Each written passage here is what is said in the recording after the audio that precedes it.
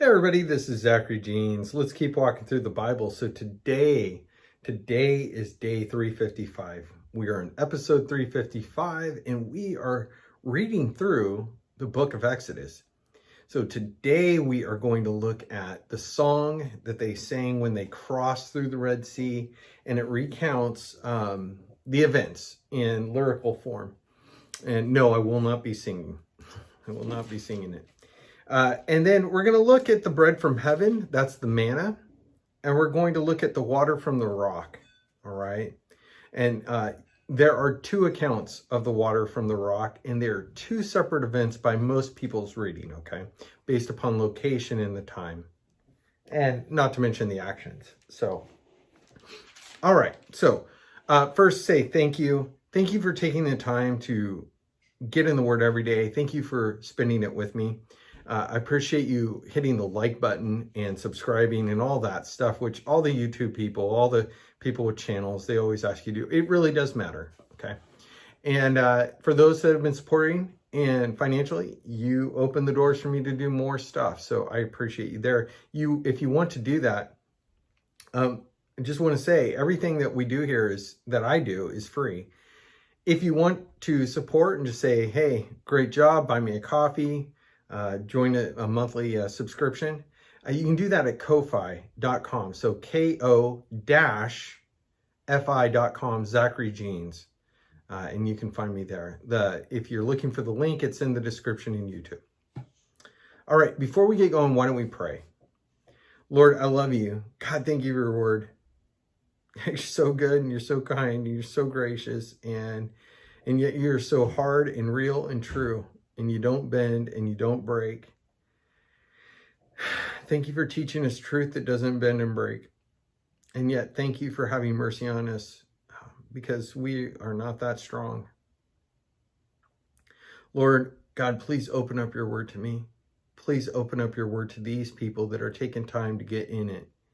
And Lord, please speak to them. And I ask that in your holy name, Jesus. Amen.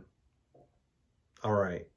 So why don't we open up our Bibles? I'm reading out of the ESV. This is my new Bible I've been reading now. It's beautiful. I love it. But more than anything, it's functional. It's got a little bit larger point print than what I was reading out of it. It makes it a lot easier to see when I look up and I talk to the camera and I talk to you. To find my place again. So, all right. So chapter 15 of Exodus, verse 1. Then Moses and the people of Israel sang this song to the Lord, saying, before we move on, I want to note that this song is to the Lord. When they sang to the Lord. And notice the kinds of things that they're singing to the Lord. They're not telling the Lord anything that he doesn't know. In fact, they're telling him, Lord, here are the things that you know are true. Here are the things we know are true, that you know are true. It is identifying and reveling in truth and singing that truth to the Lord. It's acknowledging, as we're going to read, all the things that who did? The Lord did. It's giving him credit, giving him the props, giving him the acknowledgement, right? So when our hearts are attuned to worship, of course there are worship songs that are self-reflective, where we're looking at our own sorrow or our own anger or our own fears, and then our own hopes and our own beliefs and our own trust as we cycle through that process on this earth of emotion. Of course, there are songs, and who is the answer in and through all that? The Lord. So much of worship is self-reflective right now in the body. But really, the kind of worship that acknowledges God's greatness, his power, his authority, his truth. That's so powerful. And you would think, hey, I would resonate more if I'm singing songs about my relationship with God rather than a communal relationship. That is the we, the church relationship with God. Or maybe you're like, I feel more in tune with God if I'm singing a song as the body. We, this and that in our relationship with God. But I'm telling you, if God's Spirit dwells within you, God literally is living within you because you put your trust in Jesus, and he comes to reside and live inside you. What makes the Spirit sing, vibrate with joy? When God the Father and God the Son are made much of. When God is exalted, when he is lifted up through your acknowledgement, then God's Spirit and your spirit are aligned inside you, and you will experience God's worship. So just take note of the kinds of songs you're listening to. And I'm not saying don't listen to songs that aren't self-reflective. I think that's a step too far that many make in worship. They're like, oh, let's get rid of all this I and me language. That's evil. Well, no, it's not. Otherwise, we wouldn't have the book of Psalms, okay?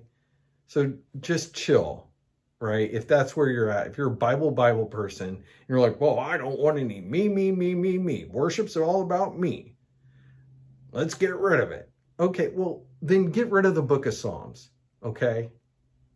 Get rid of a whole bunch of the Bible. You won't, and you shouldn't. There is a lot of me worship songs and points of view. God loves us. He cares about your needs and your emotions and all of that. But I'm telling you, if you got too much of that, then you're missing out. You're missing out. All right, so that's my preview of this song, and I'm just going to read through it.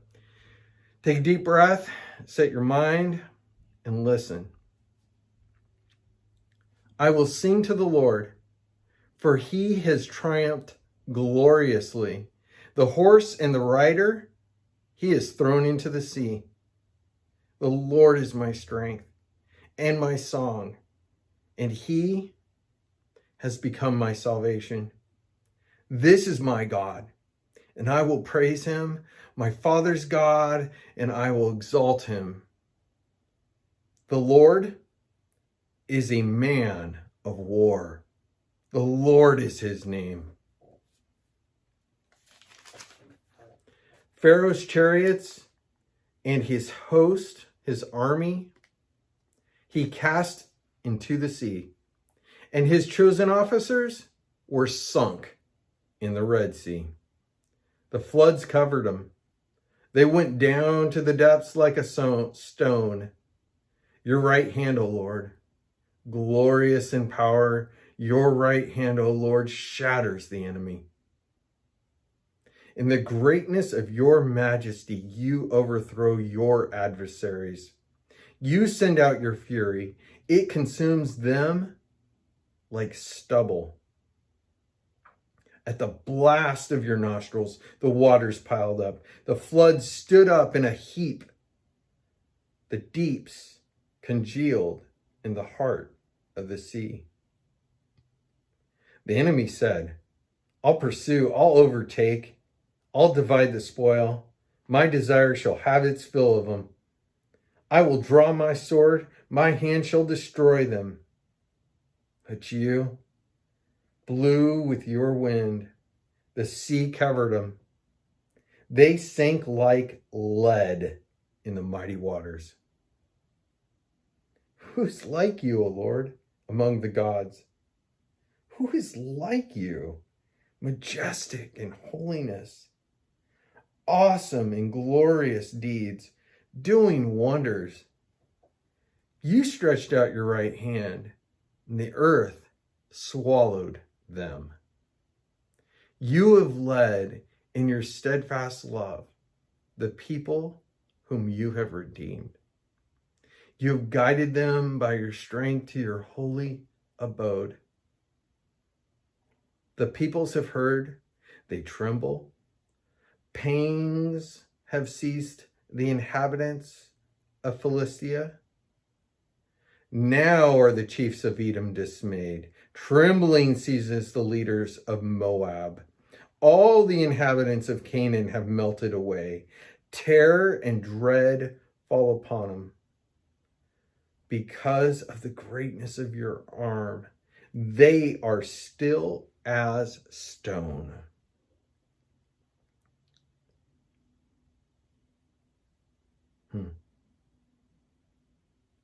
Till your people, O Lord, pass by, till the people pass by by whom you have purchased. You'll bring them in and plant them on your own mountain, the place, O Lord, which you have made for your abode, the sanctuary, O Lord, which your hands have established. The Lord will reign forever and ever.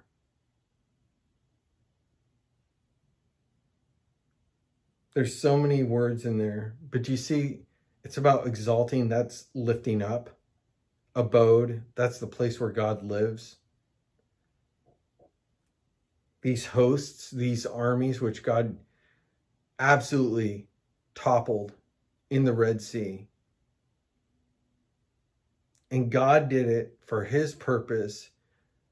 And the people which God is bringing out of Egypt will be brought into the land which he promised, and he will judge those people for their errors, for their sins, and they were horrific.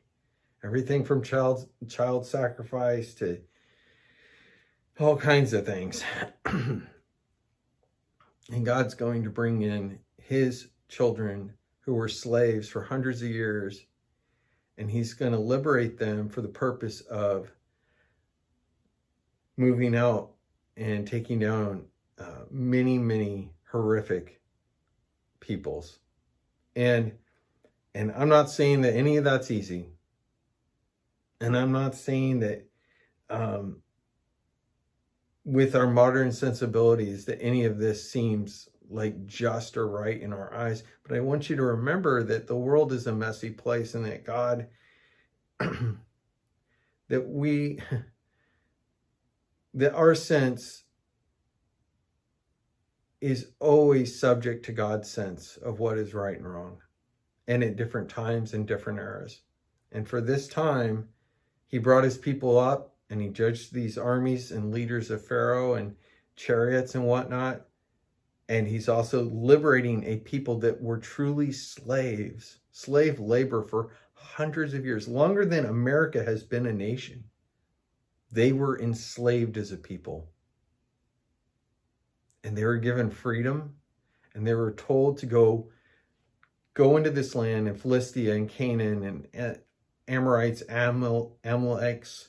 You have all the tribes essentially of the land of Canaan.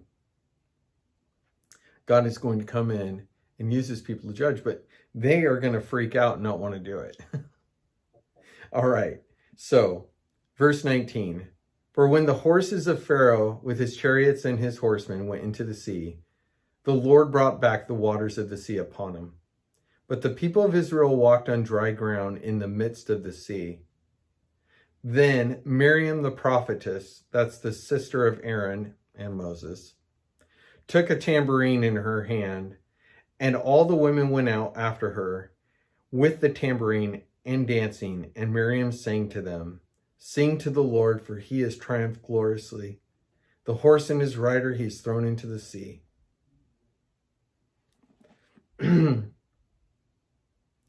About water and bread.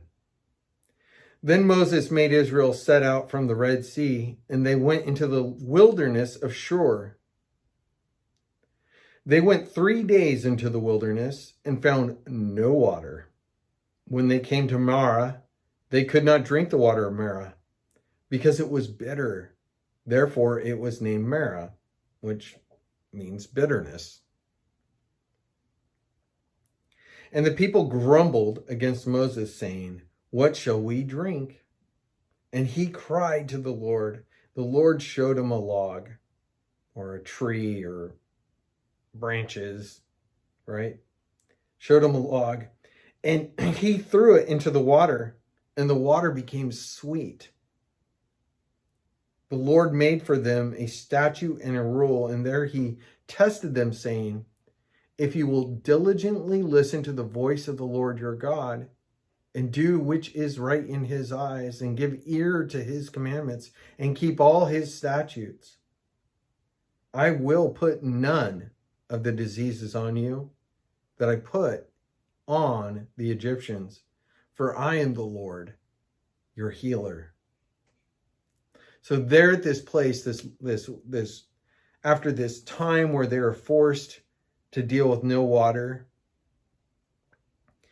they were eventually found alongside finally a bit of water right out in this wilderness.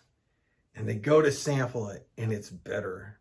Now, it could be that it had too much acidity in it. It could be that it was bitter because it was, infected with, dead animals. I don't get that impression because Lord would probably said it was unclean.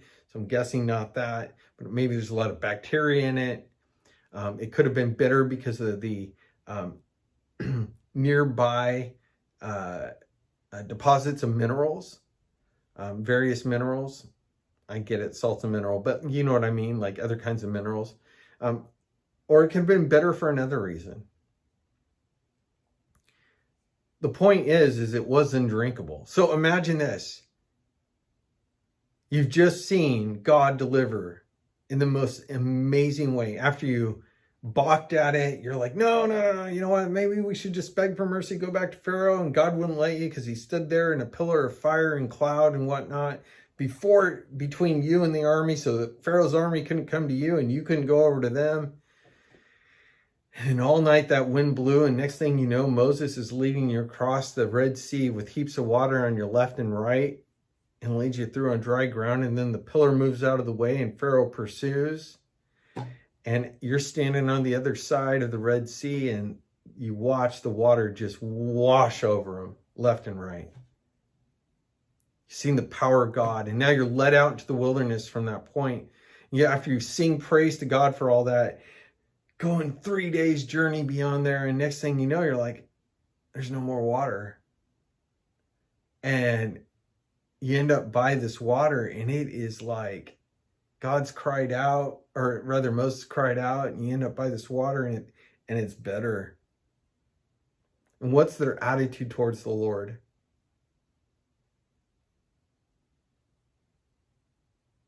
When the Lord delivers you in some miraculous way through a bunch of trials and tribulations, I'm not saying it was easy, but he delivers you in some miraculous way, enough so that you acknowledge it.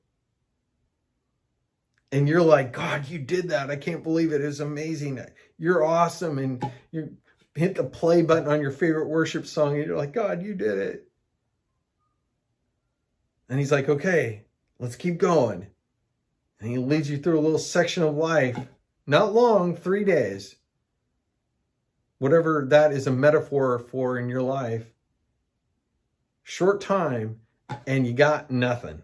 You don't got land of milk and honey. You don't got an abundance in your life, and he's led you through this great deliverance. And then there's this period of not just victory, victory, victory, victory. And he just gives you a tiny little time where there's not this abundant victory and conquering of this and give me that. He, in fact, gives you a period of time of fasting almost without you knowing you're fasting. In this case, it was from water. 3 days. And the people start to grumble. Well, where's God? Do you do that? Or are you keeping your eyes open? You're like, okay, it's pretty normal. Big deliverance, then gap period. Time where God wants to see what's the attitude of my spirit. Is it bitter? Well, the people's attitude was pretty bitter. They were grumbling. They were bitter. And guess what kind of water the Lord allowed them to have for a minute? Bitter water.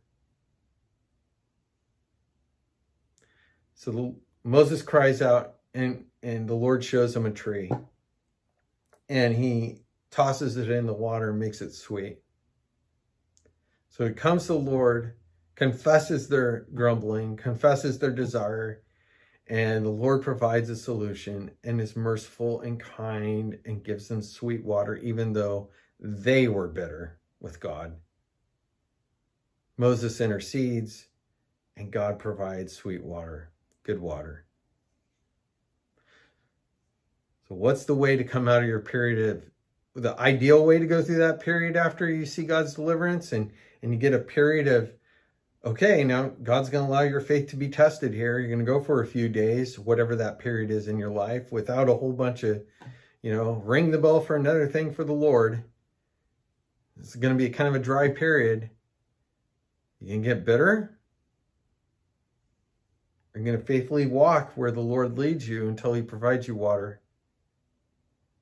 And if God doesn't give you the water that you want, are you going to complain and pack up and go home? Go back to your sinful life? Go back to whatever it is that you came from? Or are you going to seek the Lord and ask for mercy and look to see his way of delivering you? I almost wonder, had they gone through this period and not grumbled, not complained, but said, you know what, God just walked us through a freaking ocean. Whether that's a deep ocean or not, it was deep enough to drown an army. They just watched God do that.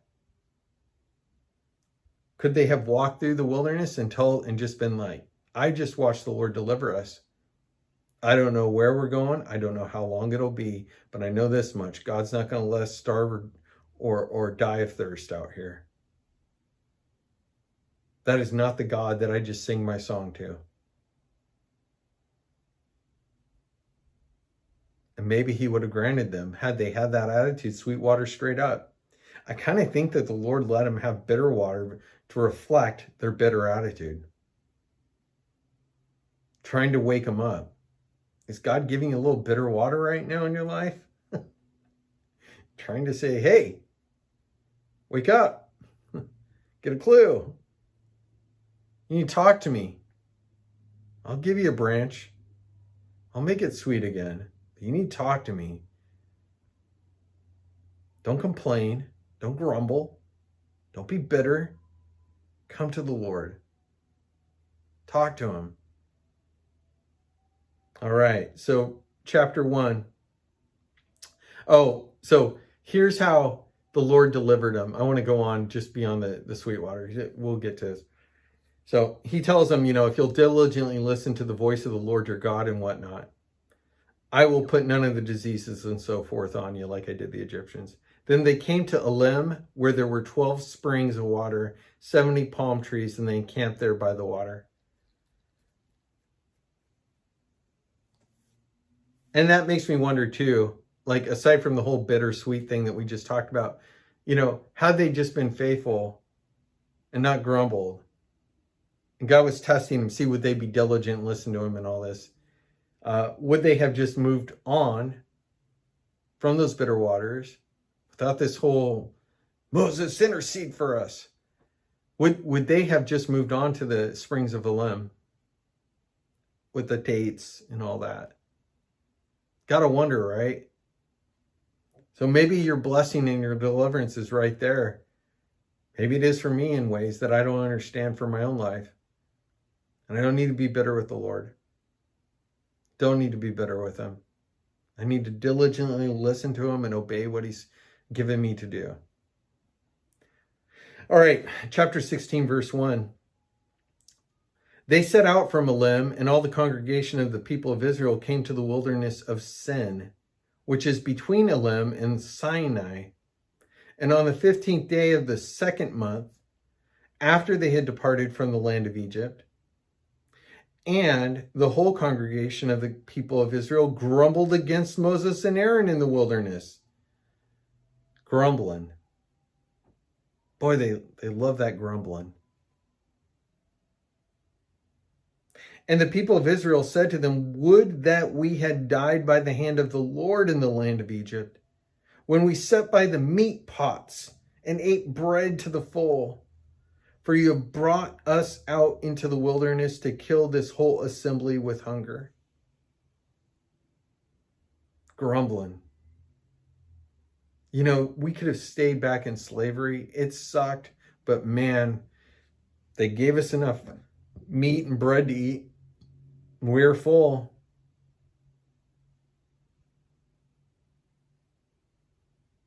You know, people who have experienced a harsh environment, structured environment, often go out from that environment into a freer world. And after a season of time in that freedom where things are then, they are allowed to choose and make decisions for themselves. And also they're required to make effort and provide for themselves, find themselves longing for that restrictive environment that they came from, that they used to hate, because they had a place to sleep, food to eat. It was a harsh existence, but there was a pecking order and they understood the structure. And they couldn't leave and go as they pleased, but hey, they knew the boundaries. That's how a lot of folks talk about their prison time, the negatives and the positives. This is how a lot of people talk about their time in the military. And I was in the military. I remember talking with a really great guy who's like, he was a sergeant, and we had a moment where he could kind of let down his guard. He was a drill sergeant, and he's, private. I served, I finished I think he did a couple tours, and he was like, I'm ready to get out. He'd been through it a couple times, and he got out. He was sure he was ready to get out. He was not an easy life doing what he was doing in the military, in the Army, and he wanted to get out. And he said he got out, and he went and tried his hand at a couple things, I think carpentry, and he's just like, I don't want to do this. He's like, yeah, I had freedom. I could, go places, take trips, do whatever I wanted. He's like, but finding, where's my next paycheck coming from? Food, this and that, clothes. What am I going to wear? All of these questions, which were answered for him in serving our country, these parts we provide our soldiers and this structure.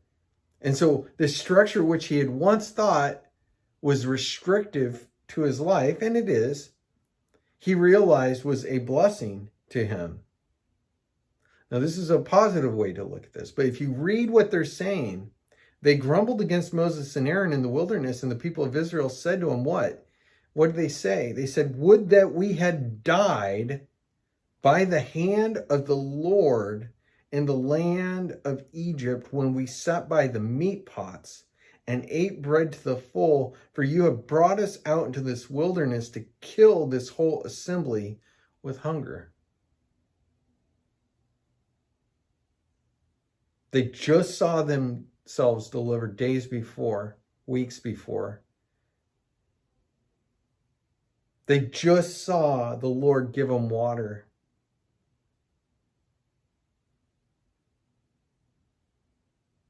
And they're like, you know what? Live or die, it would have been better to stay back in prison in Egypt. Because at least we had 3 squares in a cot, right? 3 hots in a cot, the saying goes. Are you trying to go back? You mad at God bringing you out, liberating your life in various ways, and you're like, this hurts. Too many unknowns. I don't feel comfortable. Yeah, that other life was uncomfortable, but at least I knew X, Y, and Z were happening in my life. I want that back. I don't know. Are you? Am I? All right. Well, the Lord had an answer. It's a famous one. You probably already know the story, but let's read it. Okay. So the answer is this. Then the Lord said to Moses, verse 4, behold, I'm about to rain bread from heaven for you. The people shall go out and gather a day's portion every day, that I may test them, whether they will walk in my law or not. On the 6th day, when they prepare what they bring in, it will be twice as much as they gather daily. Okay, setting up for the Sabbath here. So Moses and Aaron said to all the people, at evening you shall know that it was the Lord who brought you out of the land of Egypt. And in the morning you shall see the glory of the Lord, because he has heard your grumbling against the Lord. For what are we that you grumble against us? I'm just a couple of guys. Yeah, we're God's tool, but like, why are you yelling at the pastor on the TV if X, Y, or Z isn't happening in your life? Or why are you getting mad at your group leader if you keep praying for something, but then when God shows you what to do, you won't do it? Why are you getting mad at him or her? Or getting mad at your boss, right? They're like, look, I'm doing what I can. I'm taking your comments as best I can up the chain. They ain't coming down with the answers that you want yet. Patient, be patient. Just do what you're supposed to do. Be patient. You're like, no, grumble, grumble, grumble. At evening you shall know that it was the Lord, because he has heard your grumbling against the Lord. For what are we that you grumble against us? And Moses said, when the Lord gives you in the evening meat to eat, and in the morning bread to the full, because the Lord has heard your grumbling, that you grumble against him, what are we? Your grumbling is not against us, it's against the Lord. When we complain against the leadership structures that are over us, especially spiritually, be careful. Careful the kind of grumbling you do. Now, we are in a theocracy. We're in a representative democracy in the United States. One might not like the word democracy because really it's a constitutional republic. Regardless of how fine point you want to define our system of laws and government in the United States, we don't have religious leaders that are directly under God, that when we complain against them, we are then offending and or complaining against God himself. So be careful how you apply this. You could stretch this to say that all leaders are appointed by God, and they are in a providential sense. But in this specific sense, we have Moses, who is as God, remember, is as God to Aaron, and Aaron is as a prophet to the people. So when they complain against Aaron, the prophet of God, who will be priest, and Moses, who is both prophet and as God's voice to the people through Aaron,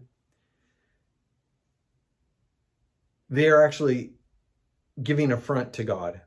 They are complaining to God himself. And that's the point they're making. So if you complain about leadership at work, be mindful. God's got you there. Be mindful. There's lots of proverbs about speaking wisely to those in leadership, but you aren't speaking to God's representative on earth to you. Okay, we don't have that relationship with God through a man anymore. We have a relationship through Jesus Christ, the Son of God, by the power and authority that he's given us in dwelling in us in his Spirit. We have no barriers to God. We don't have to sit down with a priest. You don't have to sit down with a church leader. You don't have to sit down with a family member. You can come to God through Jesus Christ. He is our Messiah. He is our Passover lamb. He's the one who's provided the way. But that's not what they had going on yet. God is setting up all the foundational stuff that he will then provide his Messiah into and built on. That's not what's going on here, right? So,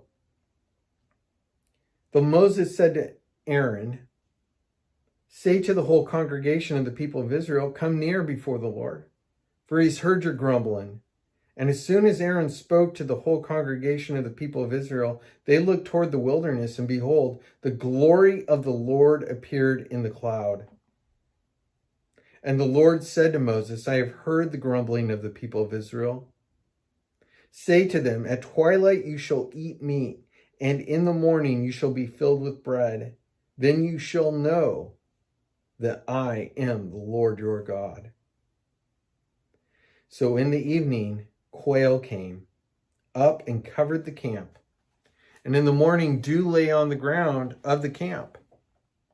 So you got a bunch of quail, or I don't know, maybe they were actually quail. I think this is where, Old Testament scholars and those who analyze language will try and figure out which bird it was, and they can narrow it down. Let's just say a pigeon-sized, quail-sized bird shows up in mass, covering the camp. Everywhere you look, you're kicking one of these birds, right? Maybe you've seen the videos on YouTube of the old-time film of when the rabbits went nuts and took over Australia.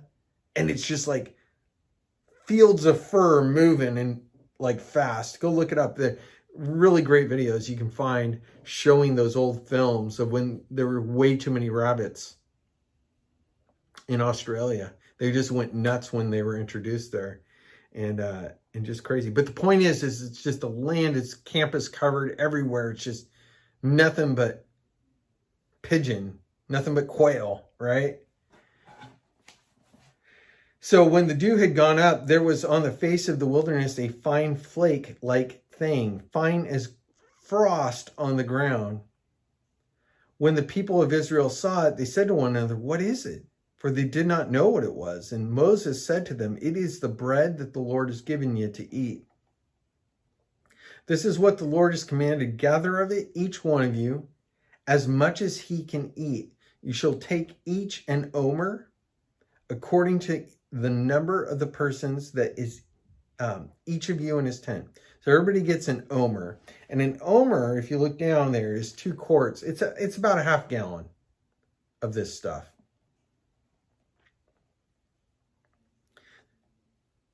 And the people of Israel did so. They gathered some more, some less. But when they measured it with an omer, whoever gathered much had nothing left over, and whoever gathered little had no lack. Each of them gathered as much as he could eat. And Moses said to him, "Let no one leave any of it left over till morning." But they didn't listen to Moses. Some left part of it till the morning, and it bred worms, and it stank. And Moses was angry with them. Morning by morning they gathered it, each as much as he could eat. But when the sun grew hot, it melted. Couple notes there.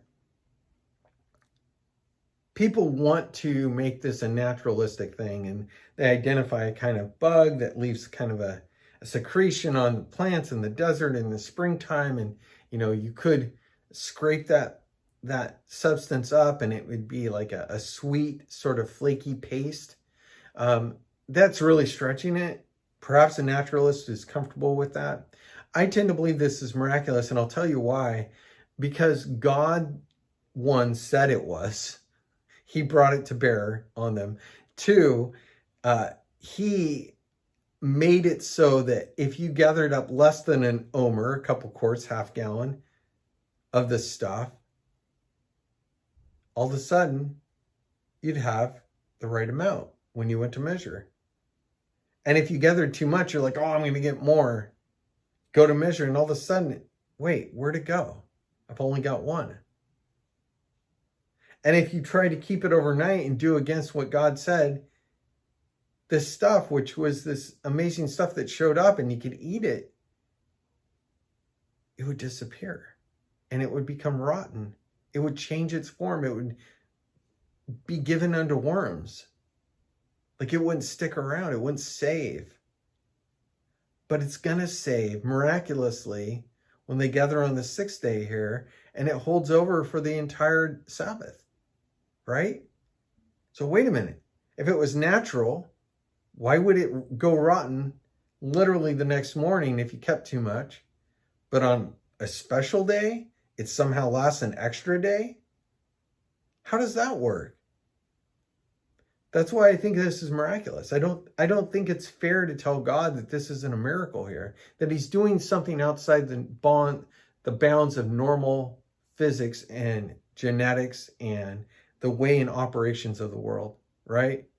He is twisting the rules to show that he has authority over all things, to show them that they are dependent upon him, and to show them that he has ways in which he's trying to communicate with them to abide, and he just wants to see, can you follow these basic rules?